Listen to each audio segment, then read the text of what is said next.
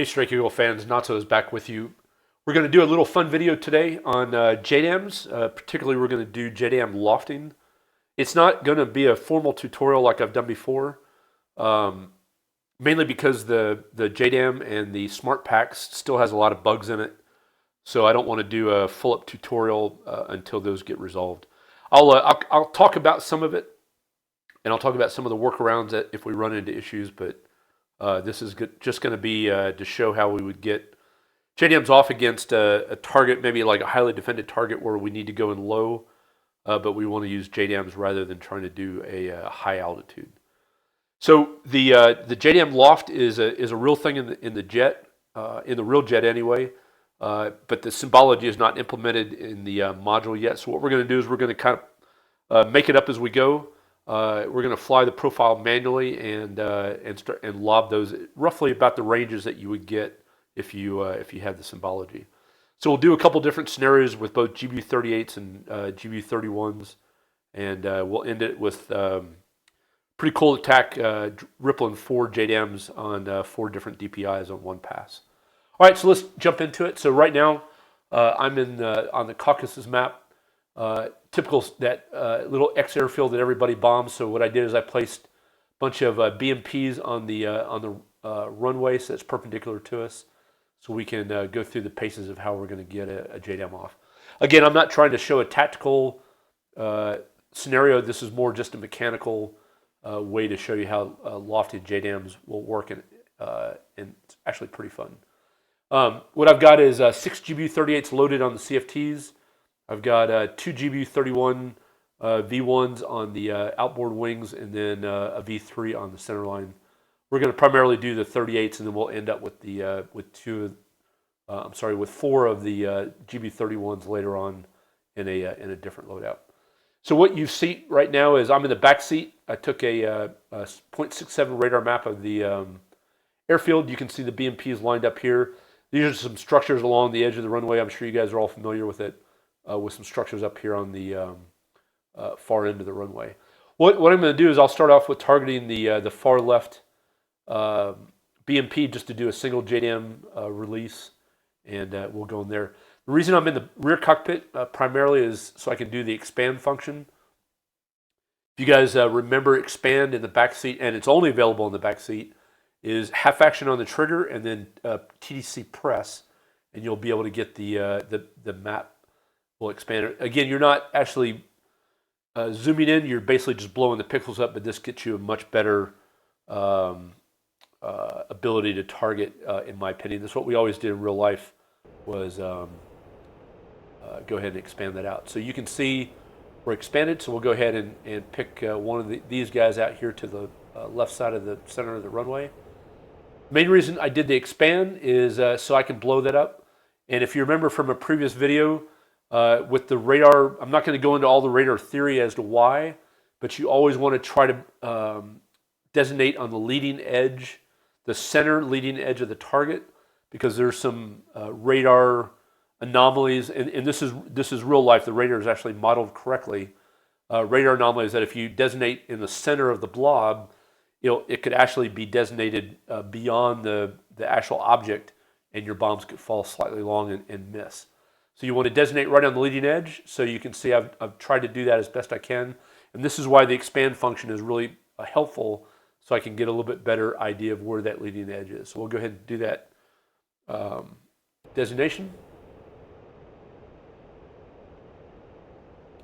And again, I'm trying to be real precise on that leading edge designation. And then when we jump over to the smart packs, big thing I want to key in on this is, let me pause for one more second, is right now this is a bug in the module.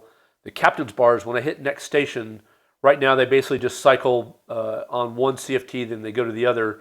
It should cycle in the order that the weapons are released. So the order is always left aft, and then right aft, and then left forward, and then right forward, and then left middle, and then right middle.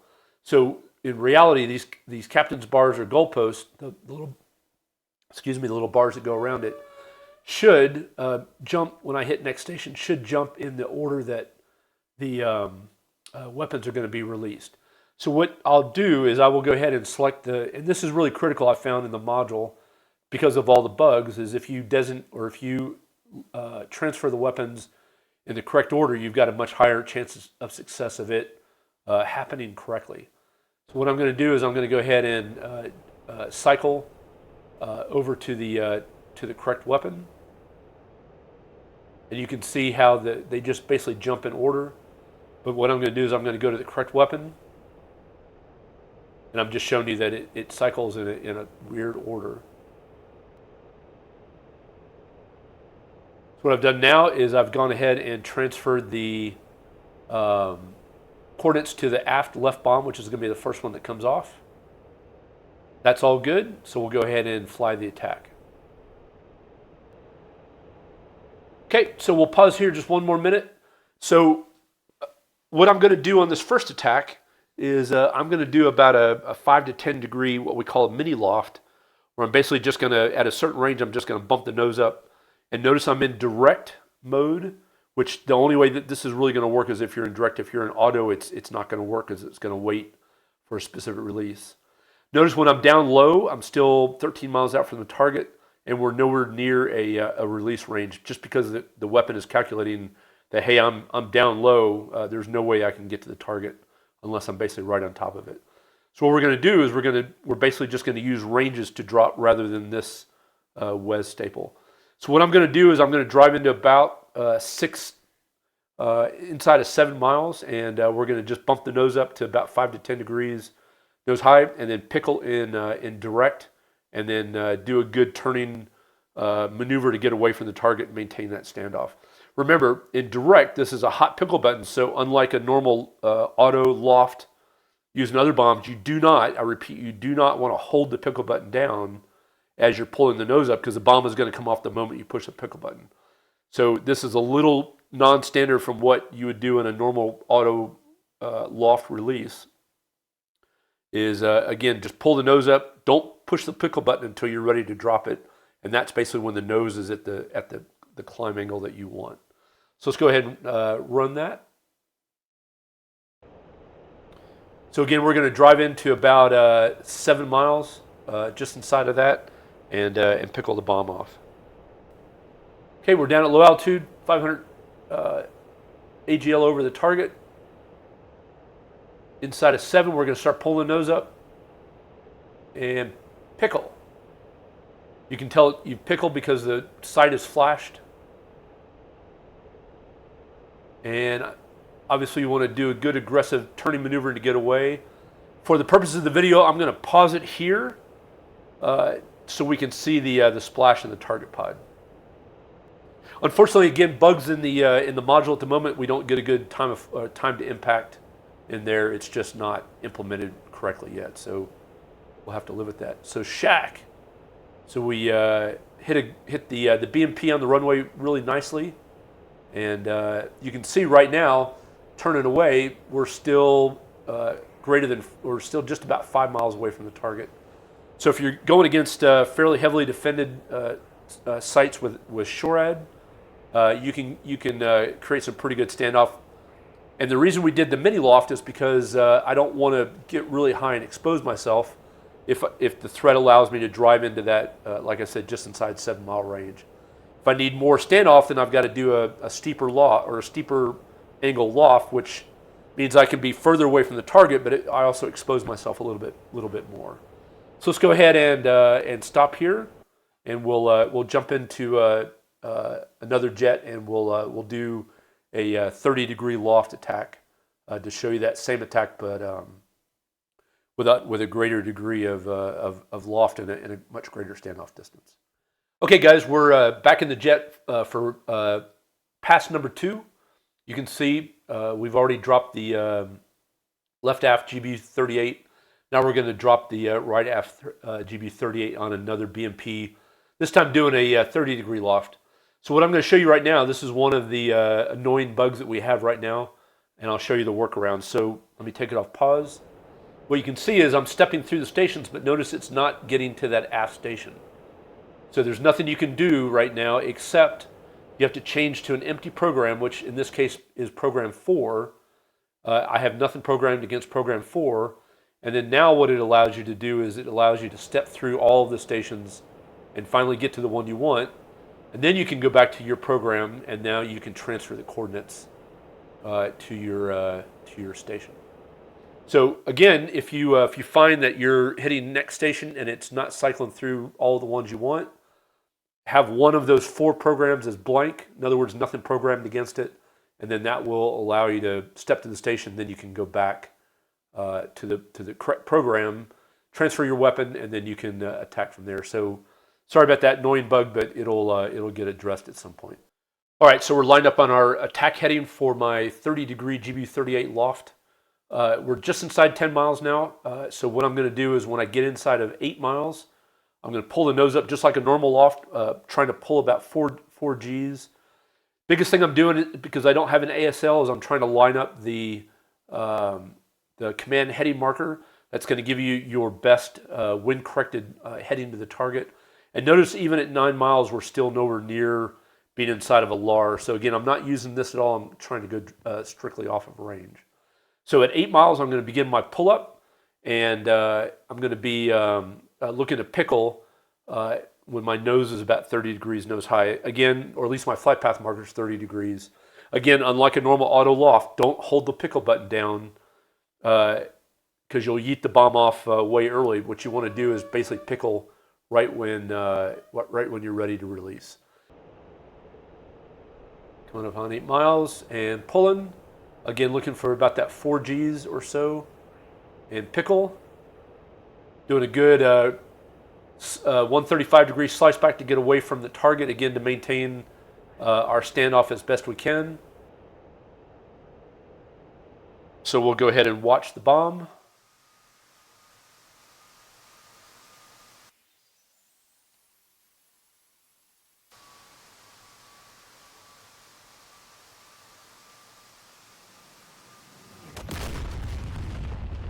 And it looks like pretty near shack on the target. Probably just a bad designation on my part, but it looks like we probably killed it anyway, so close enough for government work. Okay, notice what I've done is I did the 180 degree turn, the big slice back to get down to low altitude. That's the critical part if you're trying to loft, especially if you're not having to guide them afterwards. So that's the advantage of the JDAM.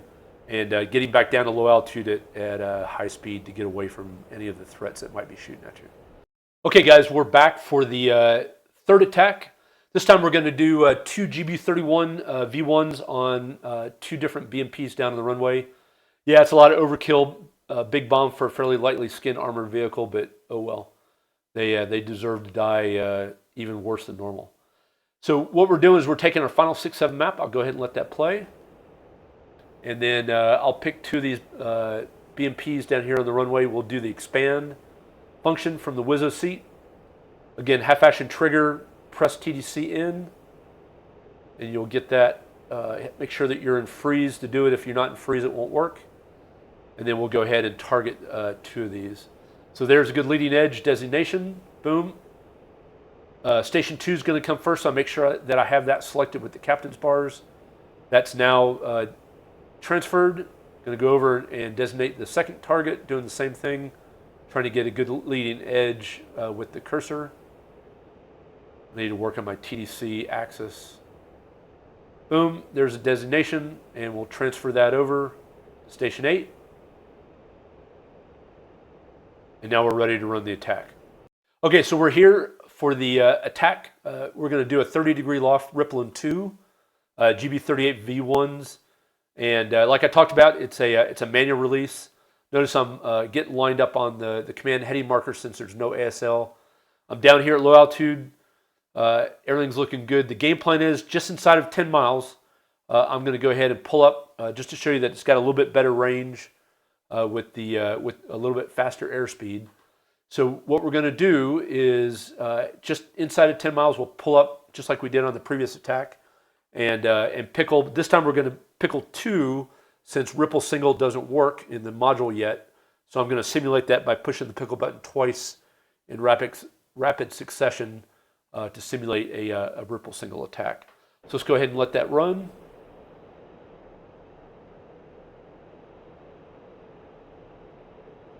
And there's inside 10 miles, getting ready to pull up, and here we go.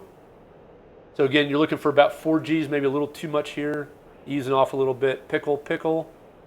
Doing a good aggressive turn away maneuver. Be careful that you're fast. You don't want to over G the jet. Get the airplane aggressively 135 degrees slice back, and then get it going away from the target. Realize I'm doing another academic pause here just so we can see the impacts of the bombs. Again, impact is not showing, but we should get impact here any second. And hopefully 2 good smacks. Boom. Boom. Looks like 2 good shacks. Love it. That's a way to kill a lot of targets all at once. All right, cool. So we'll finish this up by doing one more final attack. We'll do that same run-in. This time we're going to ripple 4 on 4 different DPIs. So let's get the jet reset back up, and I'll see you here in a couple seconds. Okay, we're back for our final attack now. This time we're going to go after 4 different impact points, doing a simulated Ripple 4 release, even though I've got Step as my program, because Ripple is not implemented in the module yet. I'm basically just going to pickle 4 times in rapid succession to simulate the Ripple release. So what we're going to do is we're going to pick 2 of the BMPs here on the runway, and then we're going to pick 2 structures back here, just to show that we can target 4 different things or more on a single pass. Notice this time I've got 4 GB31s on the CFTs. The speed limit on this is 660 or 1.3 if they're on the CFTs, so we're going to do our best to keep within those speed limits. The beauty is this is going to give you a little bit more range than being limited to 0.95 like on the GBU38s. So let's go ahead and let that run, and we'll do our targeting. Okay, so what I'm going to do here is I'm going to go ahead and target the 2 structures with the first 2 releases, and then I'm going to target the next 2 vehicles with the second releases. I wouldn't do this for real in the real jet. I would target the first bombs to the nearest vehicles, and then the second 2 bombs to the farthest ones. Again, this is a bug in the module. For some reason, the aft stations, when you release them, the time of flight is significantly longer than the other ones. I don't know why. I think the bombs pitch up and do some weird profile that takes a lot more time. So essentially, again, this is the module only. This is not how it works in real life. The second bombs that are dropped from the forward stations will pass these other bombs in flight. So again, knowing that the vehicles are going to move when they hear impacts, I'm going to target these with the bombs I know are going to get there first, even though they're not the first bombs released. I know that's confusing, but again, this is a workaround due to a bug in the smart packs that hopefully, again, will get addressed. So again, just bear with me on this. It's not logical, but it works for the game. So let's go ahead and let that run. So I'm going to go ahead and so making sure I've got the correct station selected. So left aft goes first. Designate. Transfer. I'm going to make sure I cycle over to the right aft now, because that's the correct release order. I'm going to target another structure. Again, leading edge of that structure with an expanded map. Transfer. And then now it's going to be left forward. So I need to cycle to get to the left forward. Good. And now I'm going to pick the 2 of these vehicles. Beautiful. Okay, leading edge. Designation. Transfer, and then I need to cycle up to the forward right. Good. Again, trying to do this in the order that the bombs are going to release in. And leading edge. Fighting with this just a little bit. There we go. And designation. Transfer, and I'm good to go. So let's go ahead and jump into the module and go ahead and see how we do on Ripple 4. Okay, so my game plan this time is I'm going to press in just a little bit closer than I did on the Ripple 2 release, just to allow the bombs that came off first a little bit more energy so they don't fall short. So I'm going to press into probably about 8 to 8.5 miles or so to drop those. But otherwise, the attack remains exactly the same. Only difference is this time I'm going to press the pickle button 4 times instead of 2. And let's go. So continuing to dive down here.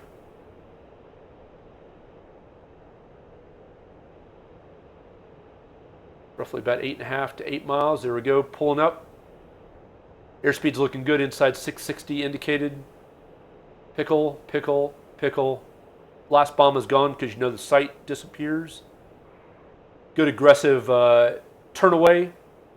Not really in a safe escape maneuver because I'm not worried about the bomb explosion, but a more of an aggressive egress maneuver.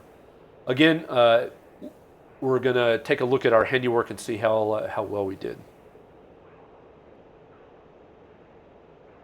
Boom, boom. Okay, 2 BMPs are gone, even though I targeted them second, and then those aft bombs, because they arrived so much later due to a bug, hopefully we're going to whack the buildings in the background. But you can see what I'm talking about.